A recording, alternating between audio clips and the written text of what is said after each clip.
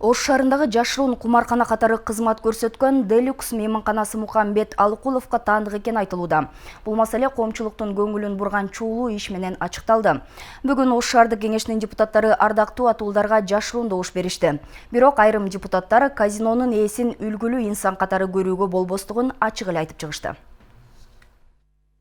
Ардактуу атыл намын алууга жазылган Мухамбет Алыкуловдун бул жолку ойлогон иши ишке ашпай турган болууда. Анткени коомчулуктун көңүлүн бурган жашыруун кумаркана деп аталган жай дал ушул сөз болгон инсанга таандык экенин айрым эл өкүлдөрү ачыкташууда. Ошол себептен айрымдар Мухамбет Алыкуловдун тизмесин шайлоого чейин эле тизмеден алып салууну айтып чыгышты. Кумаркананын сойкукананын эгелеринде адуу көрмөс болуп барат. Маселе келишегинде ошол баланын фамилиясын шиир алып коюңуздарчы. Уақытыңыз бүтіп қалды. Уақытым бүтіп қалды, мен ашқан шайды атам. Düşününüz de kime geldi? Düşündü bana sakla bile, düşünsün. Экинчи Борбор калаанын ардактуу атуул намын алууга жалпысынан Ош шаар боюнча 16 жаран жазылган. Алардын баары шаарга кызмат өтөгөн жана эмгек кылган инсандар экени талашсыз. Ошол эле учурда жашыруун кумаркана деп аталган жайдын ээси катары айтылып жаткан Мухамбет Алыкуловдун тизмеси да ардактуу атуулда көрсөтүлгөн. Чуулуу иштерди ысымы чыккан жаранды ардактуу атыл кылууга мүмкүн эместигин баса белгилешүүдө. Негизинен мына кечээки окуя билинбегенде мындай шайлоо өтүп кетмек. Азыр менин коллегаларым айтып кетти. Ушундай мыйзамсыз иштерди жасалгандарга моралдык укугу жок деген өздөрүнүн пикирлерин билдиришти. Эми анын сөзсүз түрдө шайлоо чечет. Азыр көрөсүздөр, жабык түрүндө шайлоо өтөт.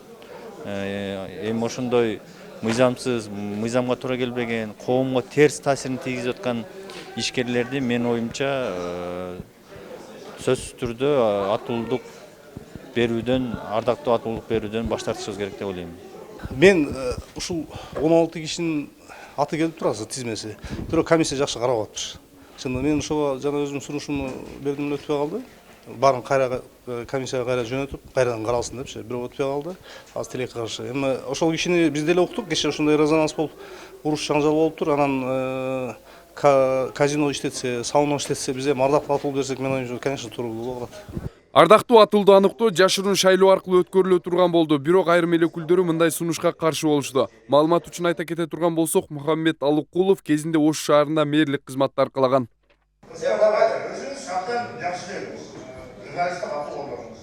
Андай жигиттерде бир ата сөз айттыңыз. Мындай адамдын душасына келсе деп айтыңыз. Эми ошонун сөзүн аягына чыгарып коеюн деген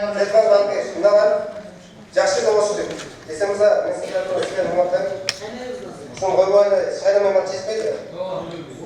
Жок, мен өзүм сунушум деп, мен айттым, ардактуу атуу басылып, кимдер келип болсо, сауна иштеткен адамдар келип болсо, казино иштеткен адамдар келип. Мен айтканым, эсемизде мен айткан жокмун.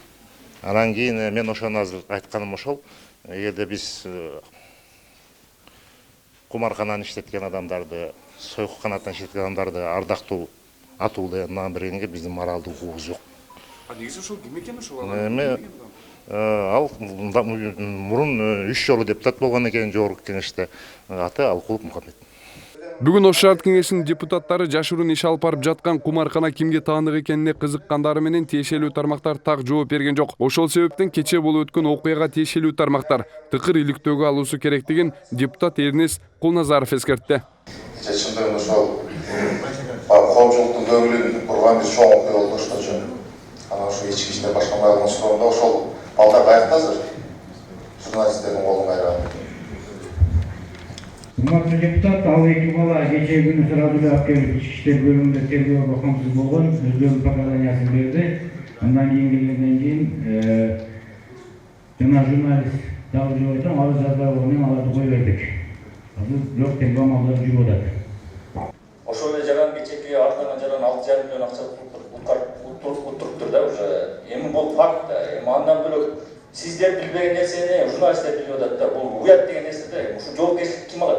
Эскерте кетсек, Ош шаардык кеңешинин депутаттары 20-сессиясына чогулушту. Жалпысынан бул күнү 16 маселе күн тартибине коюлду. Шаардык кеңештин 45 депутатынан 41 катышып, 4 эл өкүлү белгилүү себептерден катышкан жок. Таткашабдан Адлет Нушанбаев, Нур Ньюс.